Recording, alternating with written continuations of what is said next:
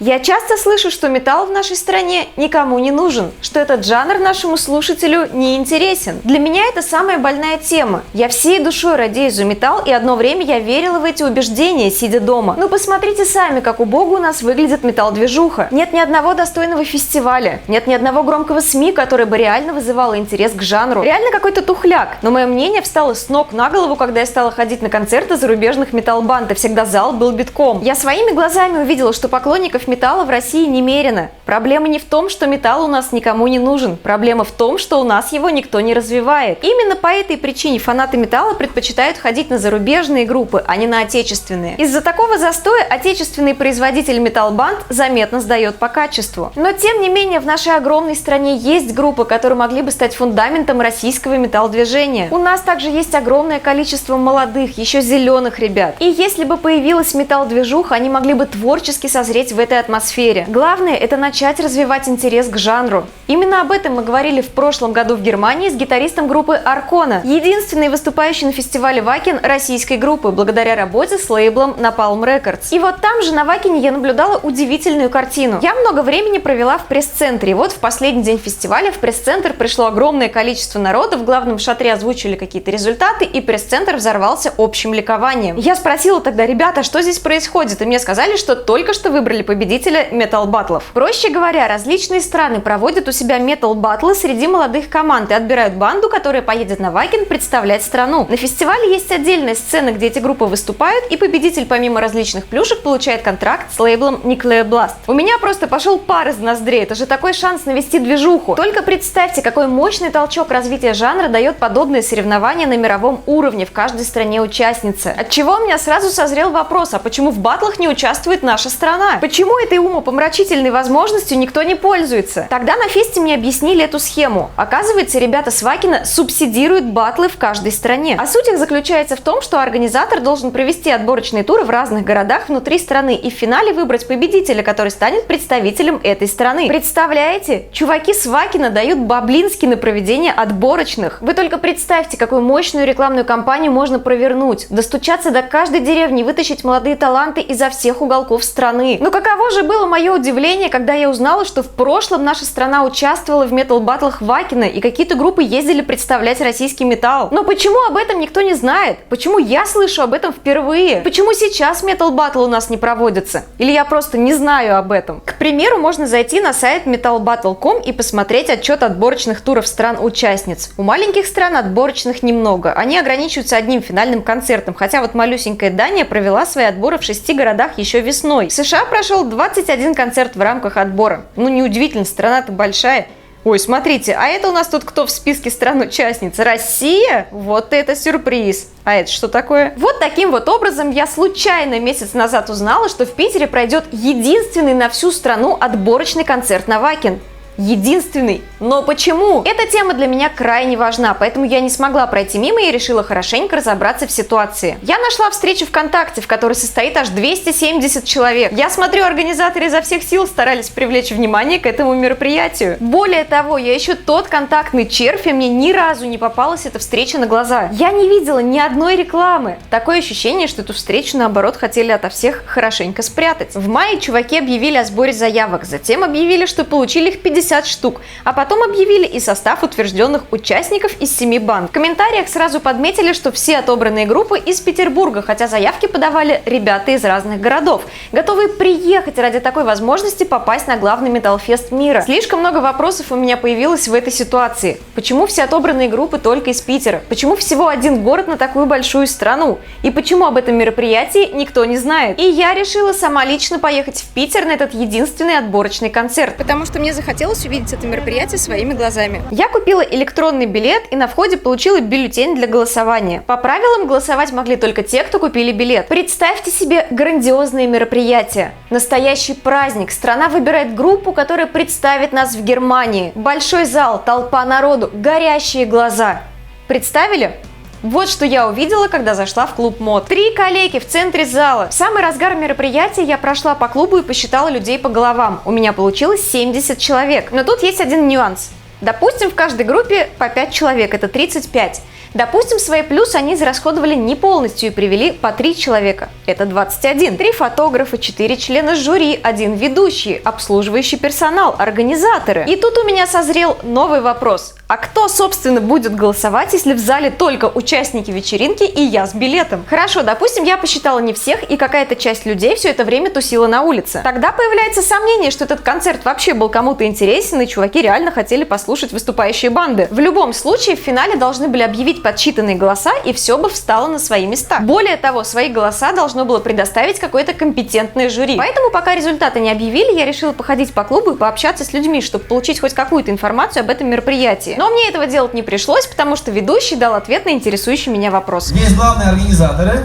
Они отправили запросы в самые адекватные металл-агентства по России. И только Infinity Agency успели грамотно подготовить все, организовать, за что низкий поклон. Они дали единственную возможность в России. На самом деле ведущий рассказывал эту историю каждые полчаса, и каждый раз появлялись новые подробности. Есть большое агентство The Flaming Arts, которые московские ребята, и которые, собственно говоря, как я не знаю, правильно выразиться, в общем, они стоят чуть-чуть над и организовывают. Они получили право на организацию Walking Metal Battle в России и передали возможность другим агентствам реализовать непосредственно сами концерты. Единственное агентство, которое подрядилось, успело и сделало, это Infinity Agency, за что большой поклон, и давайте похлопаем им. Я хотела получить ответ, а в итоге вопросов стало еще больше. Появилось 2 действующих лица. То есть некие главные организаторы The Flaming Arts направили свои запросы в какие-то адекватные металл-агентства, но они, видимо, оказались неадекватными. Они ничего не успели подготовить, успели только Infinity.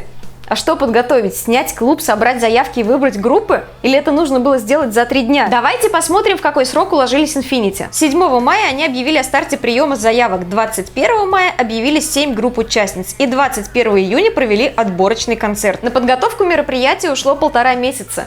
Серьезно? И что, никто из других городов не успел сделать то же самое? Только Infinity успела все грамотно подготовить. Ребята, да если бы вы даже обратились к тем же блогерам, вас бы за неделю закидали заявками, о ваших отборах знала бы вся страна. И я уверена, что вы это и сами прекрасно понимаете. От того ощущения, что вы все хотели сделать по-тихому, только крепнет. А теперь о вышесказанной грамотной подготовке. Все разговоры ведущего между группами сопровождались рассказами о том, как на Вайкине все четко, как все выходят вовремя, типа не то, что у нас. Насколько все необычно для человека, который привык прийти и ждать, я не знаю, 40 минут, пока отыграет группа. Группа чекается 40 минут и такой, да хватит делать это с моими ушами, давай уже мне рока. Как бы хорошо было бы в нашей маленькой стране мечтаний в голове, чтобы все было именно так. Чтобы тебе вот так вот прямо как к человеку, что ли, относились.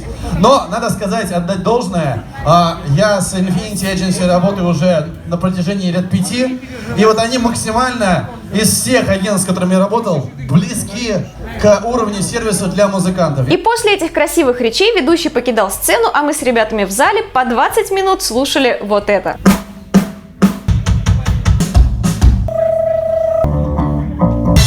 Левый оверхед надо убрать. Ребят, все саундчеки проходили прямо во время концерта. Это вы называете грамотной подготовкой? На самом деле звук был настолько ужасный, что я даже говорить об этом не буду. Вдруг я что-то не понимаю в сервисе для музыкантов. Один из волнующих меня вопросов: почему прошли только группы из Питера, хотя заявки подавали ребята из разных городов? Организаторы в комментариях пояснили, что иногородних заявок было крайне мало. То есть здесь нужно довериться компетенции организаторов и поверить, что они выбрали самые лучшие группы. Но как быть тогда вот с этим? Кстати говоря, а кто пришел на реборн? 2 человека. Yes, sir. На группу, которая борется за право представлять многомиллионную страну, пришло 2 человека. Вы как выбирали-то, по какому принципу? Вы помните, как я ждала объявления результатов и подсчет голосов, чтобы понять, сколько же человек проголосовало? Я ждала комментариев в жюри, но оно даже не вышло. То есть за все это время они ни разу нам не показались. Я даже не знаю, было ли оно на самом деле. Нам просто назвали 2 группы, которые эти люди якобы выбрали, и 3 группы, которые выбрали какие-то мифические зрители. Все названные группы были разными, поэтому я понятия не имею, как они выбрали победителя. Никаких цифр никто не назвал, просто объявили, кто у них там на 3-м, на 2-м и на 1 первом месте количество полученных баллов не озвучили. Мне до сих пор интересно, сколько же человек проголосовало, потому что я не голосовала, хотя купила билет. И, конечно, два момента, которые вызвали у меня бурное возмущение. Во-первых, когда проводятся отборочные туры подобного рода, устраивается публичная жеребьевка, которая показывает, кто в каком порядке будет выступать. Но судя вот по этому посту, еще в мае без жеребьевки было определено, кто будет выступать последним. Во-вторых, подобное соревнование должно уравнивать шансы групп между собой, поэтому ведущий не должен выделять какую-либо команду. Здесь же к одной из групп ведущий неоднократно применял слово «легендарная». Кстати, победила та самая легендарная группа, которая выступала последней. В этом году этой молодой банде исполняется 30 лет. Теперь давайте соберем все важные моменты. Представители фестиваля Wacken субсидируют отборочные туры по всему миру. Каждая страна в зависимости от величины своей территории устанавливает количество отборочных концертов. Близкие по размеру нам США и Канада провели 21 и 17 концертов соответственно. В России прошел всего один концерт. По непонятному принципу были отобраны группы только из Питера. Концерт прошел в позорных условиях, напрочь отсутствовала какая-либо реклама мероприятия. Народа по билетам практически не было, жюри к людям не вышло, количество голосов не озвучили. Победила группа, которую изначально выделяли из общего списка. Если честно, мне стало понятно, почему в комментариях это мероприятие сразу назвали питерским междусобойчиком. Давайте сделаем так, чтобы действительно достойнейшая банда поехала представлять Россию. Чтобы нам, как говорится, не было стыдно. Почему тогда мне грустно и стыдно? Здесь я должна сделать какие-то язвительные выводы, в очередной раз подчеркнуть, как убога наша музыкальная индустрия и как всем на нее плевать. Но мне так грустно от всего происходящего, что даже язвить не хочется. Мне грустно, что все происходит именно так. Грустно, что такое грандиозное мероприятие, которое может поднять дух музыкантов всей страны, навести движуху, дать толчок развития металла, вывести нас на мировой рынок, превращают вот в это. И при этом придумывается какое-то яркое, убедительное оправдание, в которое все верят, и отвешивают низкий поклон за это убожество. Мне грустно, потому что я знаю вокалиста победившей группы. Он милейший человек, я должна бы за него порадоваться.